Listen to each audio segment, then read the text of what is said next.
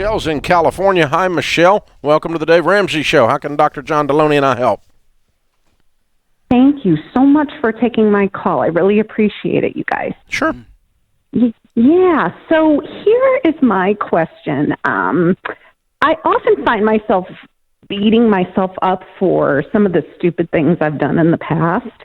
And I know you talk about your rear view mirror and your windshield. So how do I park that in my rear view mirror so it doesn't keep coming up? I want to do something that I learned from David Kessler. Are you ready, Michelle? I'm ready. Close your eyes, and I want you to picture a purple elephant in your driveway. Okie doke. You got it there? He's in your driveway. I got it. In your driveway. You got a purple elephant in your driveway. You got it? Yes. All right. So you have just proven to all of America that you can control your thoughts. It's a choice, and it's a decision. And I know that sounds trite, and it sounds easy. And it was a revelation to me, when I realized that I get to decide the thoughts that I ruminate on, and I get to decide the thoughts that I dismiss. It was also a revelation to me when I found out you can get addicted to stress hormones, and you can get addicted to the chemicals that rush through your body when you have shameful thoughts and self-hatred and self-loathing. That can be a chemical addiction that you got to work through. But at the end of the day, you make a decision. I'm done beating myself up. I'm going to treat myself like I treat other people in my community. Do you often, Michelle, let me ask you this, do you often talk to yourself in a way that you would bop somebody in the nose if you heard them talking to the lady at the cash register?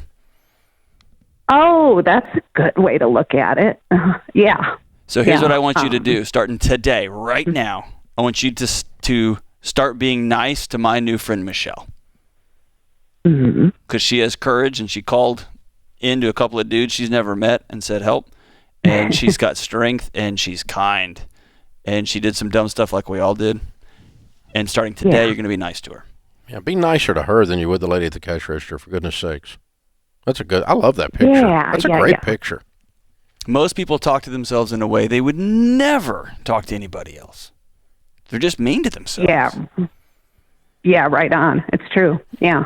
And it usually revolves around the stupid stuff we've done. I mean, I made a brand out of my stupid stuff I did. Oh, man. I haven't got started on my brand work. I made a career based on my stupid stuff I did. Yeah. I've got closets stapled shut because the skeletons are banging to get out, right? So, we're all there, Michelle. And I think it's when you decide I'm going to stop being addicted to the chemicals that flush through my body when I think about the dumb things I've done.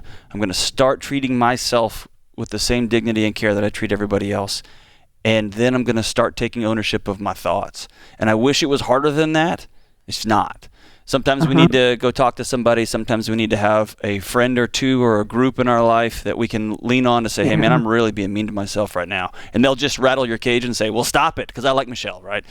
But it's that decision moment. I'm done being rude to myself. I'm done being ugly to myself. I can't control my thoughts. And then you get connected with some folks that are going to hold you accountable to that. Good word.